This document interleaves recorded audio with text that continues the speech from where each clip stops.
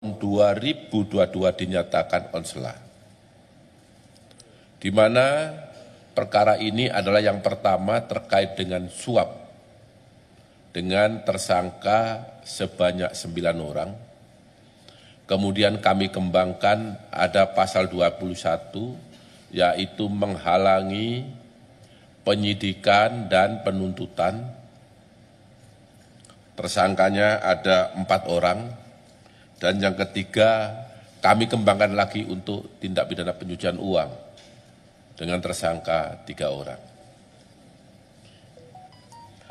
Terkait dengan pasal 21 dengan tersangka sejumlah 4 orang, yang salah satu diantaranya adalah atas nama Marcella Santoso, di mana yang bersangkutan memberikan penjelasan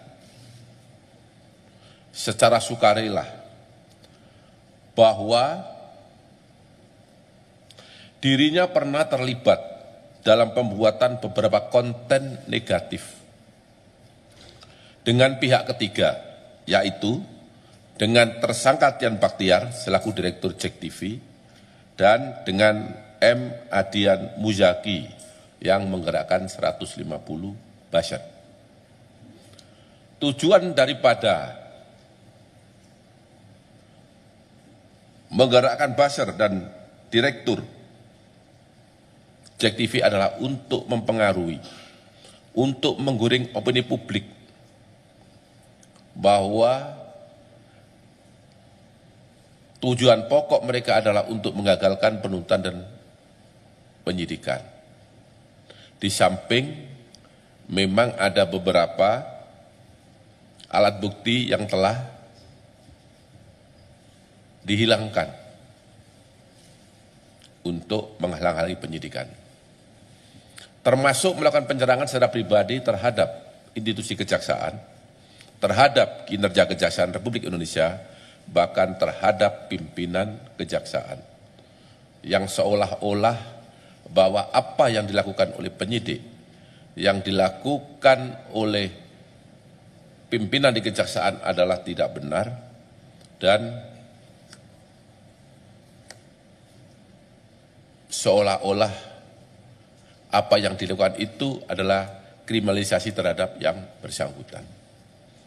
Untuk lebih jelasnya mungkin bisa diputar video Marcella Santoso biar teman-teman wartawan nanti menyaksikan apa yang sesungguhnya disampaikan oleh yang bersangkutan. Silakan.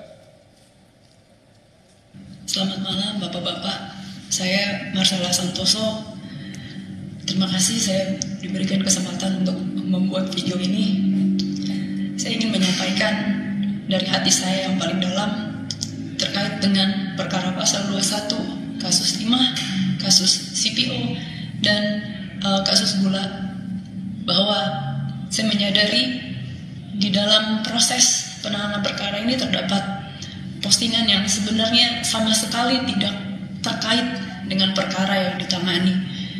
Antara lain terkait dengan isu kehidupan pribadi Bapak Jaksa Agung, isu Pak Jampitsus, isu Bapak Dirdik, dan bahkan terdapat juga isu pemerintahan Bapak Presiden Prabowo seperti petisi RUU TNI dan juga Indonesia Gelap.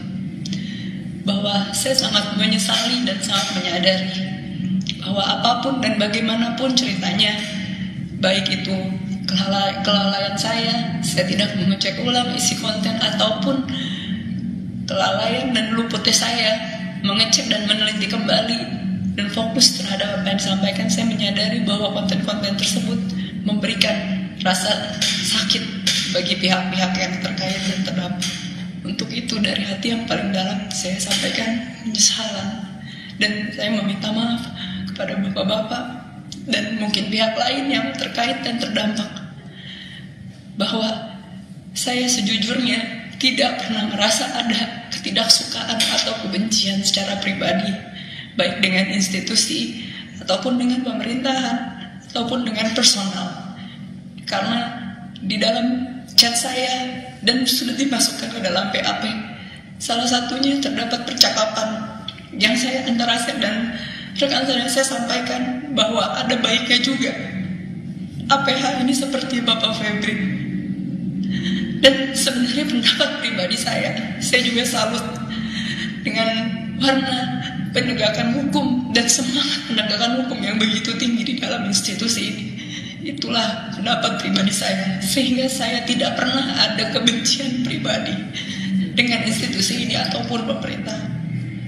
Bahwa hingga terdapat konten-konten yang ternyata baru saya ketahui banyak juga di dalam penyidikan ini, saya apapun dan bagaimanapun ceritanya saya sampaikan permintaan maaf, terutama bagi pihak-pihak yang tersakiti dan terdampak, bahwa saya tidak bisa melakukan apapun. Saya sebagai manusia, saya hanya bisa meminta maaf, dan saya akan mendoakan bahwa rasa sakit, rasa ketidaknyamanan yang dialami oleh pihak-pihak terkait dan terdampak akan dipulihkan oleh Tuhan dan akan dibalas dengan berkat dan berkah yang selalu berkelimpahan dan melindungi perjalanan karir Bapak-Bapak ke depan dan perjalanan pemerintahan Indonesia yang sangat saya cintai ini.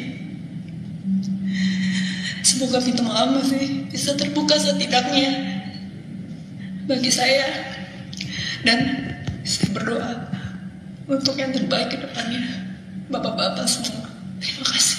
Amin ya Rabbal Alamin. Teman-teman jurnalis yang saya hormati, bahwa setelah tadi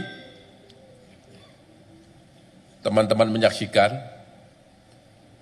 semuanya menjadi terang benderang bahwa apa yang selama ini disampaikan terkait konten-konten negatif yang ditujukan kepada institusi Kejaksaan Agung Republik Indonesia, terhadap Jaksa Agung, terhadap Jampitsus, terhadap Direktur Penyidikan, bahkan terhadap institusi lain yang telah disebut tadi adalah tidak benar. Ya, ini klarifikasi secara nyata dan tidak ada unsur paksaan atas kemauannya sendiri, sehingga masyarakat kami harap menjadi paham, menjadi semakin tahu bahwa yang selama ini dibangun narasi adalah tidak benar. Saya rasa itu yang dapat saya sampaikan, dan saya akhiri. Wabillahi taufiq wal hidayah. Wassalamualaikum warahmatullahi wabarakatuh.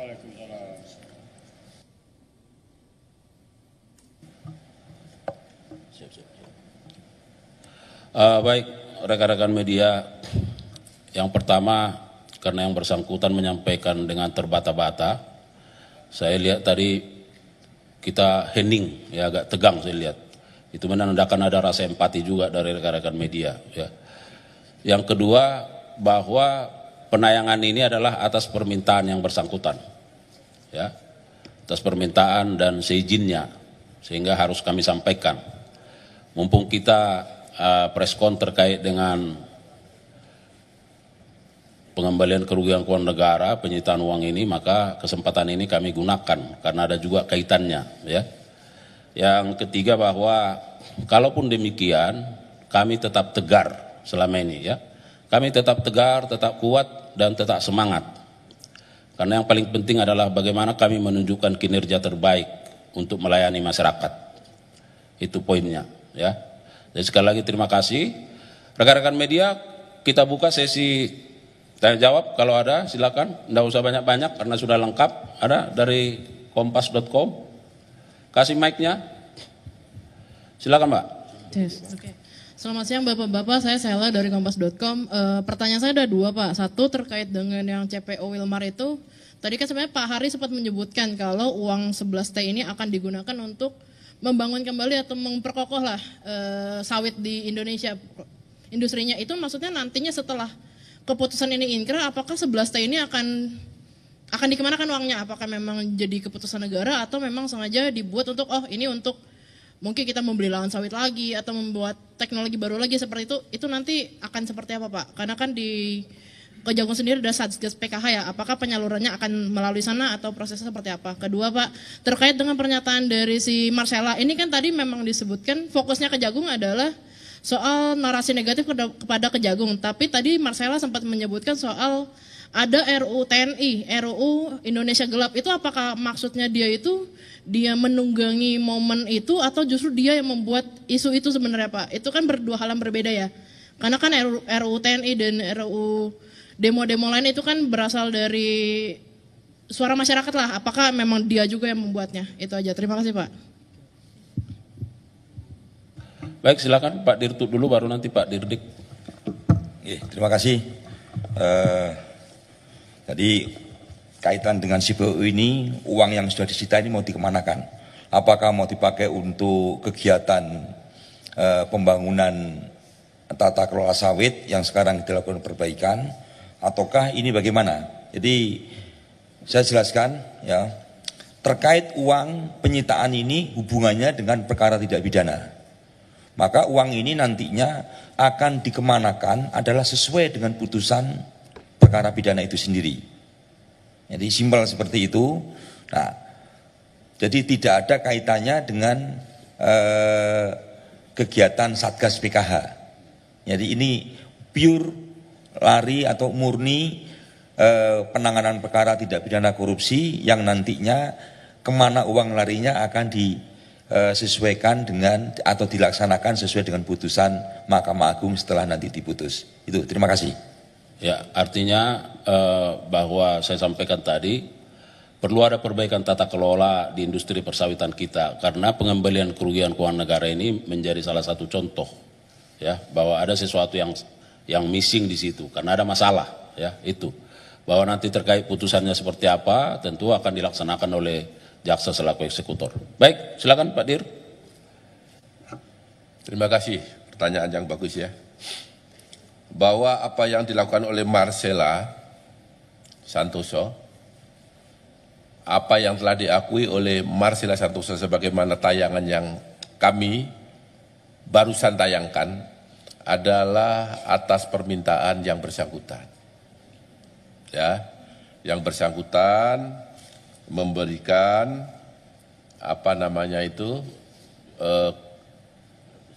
persetujuan untuk ditayangkan.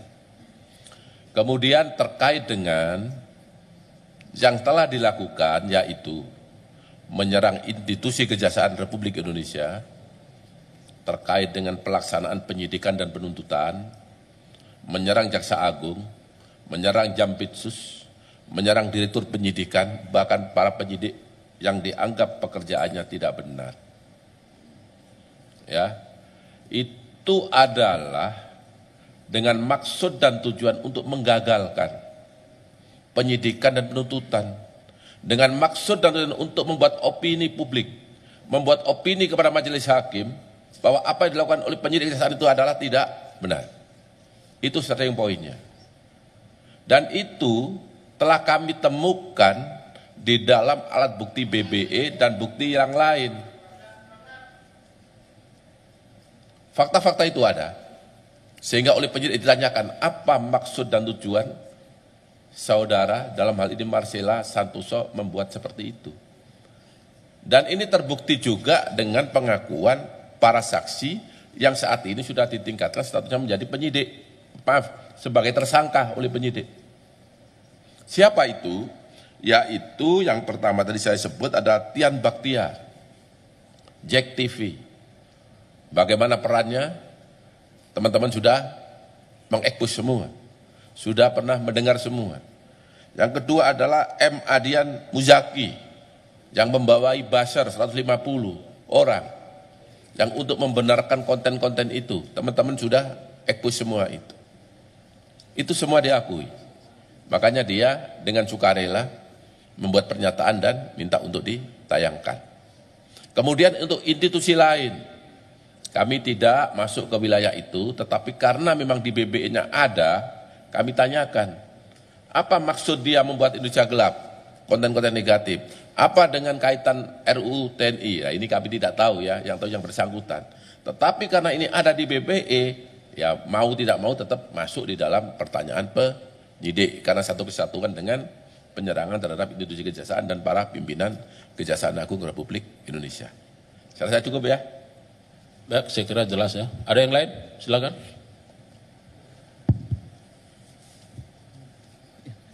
Selamat siang Pak, Siang. Saya Arya dari Harian Kompas. Mau tanya terkait dengan kasus yang ini untuk penyitaan uang ini. Kan terdakwa itu ada 3 korporasi Pak, ini kan baru Wilmar Group. Lantas bagaimana dengan grup yang lain yaitu Permata Hijau Group dan Musimas Group? Apakah mereka juga mengambil langkah serupa? Itu saja Pak, terima kasih. Baik, silakan Pak Dirtut. Terima kasih Mas Arya. Jadi betul, saya perjelas juga. Perkara ini ada 3 grup yang total korporasinya sebenarnya adalah 17 korporasi. Untuk Wilmar ini ada 5 korporasi yang tadi sudah kita sampaikan. Terus kemudian untuk Permata Hijau itu ada 5 korporasi. Kemudian untuk Musimas Group ini ada 7 korporasi. Nah, saat ini yang telah mengembalikan kerugian keuangan negara akibat perbuatan korupsi yang dilakukan oleh kelima grup Wilmar telah utuh dikembalikan. Nah, untuk Permata Hijau dan Musimas Group kita berharap ke depan mereka juga melakukan pengembalian seperti yang dilakukan oleh Wilmar. Nah, nanti akan kita rilis juga seperti ini kalau ada pengembalian yang dilakukan oleh kedua grup tersebut. Terima kasih. Ya, saya kira jelas ya. Yang lain, satu lagi, cukup, silakan Mas. Terima kasih Pak Kapus, izin menambahkan tadi. Tadi kan udah disebut kayak Permata Hijau Group dan Musimas Group itu belum sama sekali atau sudah sebagian. Ini kan dari 11 triliun ini kan saya lihat bagian dari tuntutan uang pengganti oleh jaksa penuntut umum ya. Dan di dalam tuntutan sendiri ada juga Permata Hijau Group itu sekitar 937 miliar dan juga Musimas itu ada 4,8 triliun. Ini mereka sudah mengembalikan sebagian atau tidak sama sekali atau bagaimana? Itu yang pertama. Dan yang kedua itu soal pengembangan kasus suap perkara CPO Korporasi gimana? Ini kan sejauh ini baru dari pihak legal Wilmar aja yang tersangka MCMS. Dan pengembangannya gimana? Ini kan ada 2 koperasi lain juga, Permata Hijau dan Musimas. Dan juga ada dugaan mengarah suap ini ada atas perintah dari jajaran direksi atau komisaris. Apakah Kejagung sudah mendalami hal itu? Soalnya beberapa pihak seperti Naki atau beberapa pengamat aktivis korupsi lainnya melihat kok yang pemberi suap donaturnya hanya sekelas legal aja. Itu aja saya kembalikan, terima kasih. Baik, yang pertama untuk Pak Dirtut, yang kedua nanti Pak Dirdik. Silakan. Terima kasih ya. Tadi pertanyaan yang mungkin lebih ditajamkan lagi dari Mas Arya, apakah kedua grup selain Wilmar Group sekarang ini sudah mengembalikan? Mereka sedang berproses ya. Kita harapkan mereka akan mengembalikan secara utuh juga. Itu jawaban dari kami. Terima kasih. Silakan Pak Dirdik. Terima kasih. Terkait dengan pengembangan perkara suap, memang sampai saat ini penyidikan sedang berlangsung. Mungkin dalam waktu yang tidak terlalu lama segera kami limpahkan ke tahap penuntutan untuk dilakukan persidangan di pengadilan. Berdasarkan alat bukti yang diperoleh oleh penyidik, sampai saat ini penyuap dari Wilmar Group adalah Muhammad Syafi'i yang kebetulan jabatannya adalah sebagai legal. Ya. Pertanyaannya adalah apakah ada tersangka lain? Itulah yang saat ini sedang kami cari. Tetapi penyidik bekerja berdasarkan alat bukti. Ketika alat bukti cukup, siapapun yang terlibat pasti akan ditetapkan sebagai tersangka. Kalau memang belum ada, berarti kami belum mendapat kecukupan alat bukti untuk pihak lain. Karena tidak semudah apa yang digambarkan orang di luar sana, bahwa semua itu korporatif. Tidak semua dibuka terang benderang. Nanti silakan disaksikan di pengadilan apa jawabannya dia. Ketika nanti ada tersangka lain, pasti penyidik akan tetap sebagai tersangka. Ya, itu jawabannya. Baik, saya kira cukup ya. Sekali lagi terima kasih untuk Pak Dirtut, Pak Dirdik, Pak Direktur Weksi dan jajaran. Sekali lagi terima kasih yang tulus kami sampaikan kepada rekan-rekan media dan seluruh lapisan masyarakat yang selama ini telah memberikan dukungan yang terbaik bagi institusi kejaksaan yang terus bergerak ke arah yang lebih baik. Semoga dengan upaya-upaya kerja keras kita ini, maka bagi kami, masyarakat akan terus terlayani dengan kinerja-kinerja terbaik yang akan kami torehkan secara terus-menerus. Sekali lagi, kami terus menginginkan ada dukungan dari media, dari masyarakat. Kita bersama-sama melakukan penegakan hukum yang bermartabat dan tentu sesuai dengan kapasitas kita masing-masing. Sekali lagi terima kasih, salam hormat. Kalau ada kekurangan mohon maaf. Billahi taufiq wal hidayah. Wassalamualaikum warahmatullahi wabarakatuh. Waalaikumsalam warahmatullahi wabarakatuh. Udah ya? Udah selesai kan? Oh, bisa diangkat ya?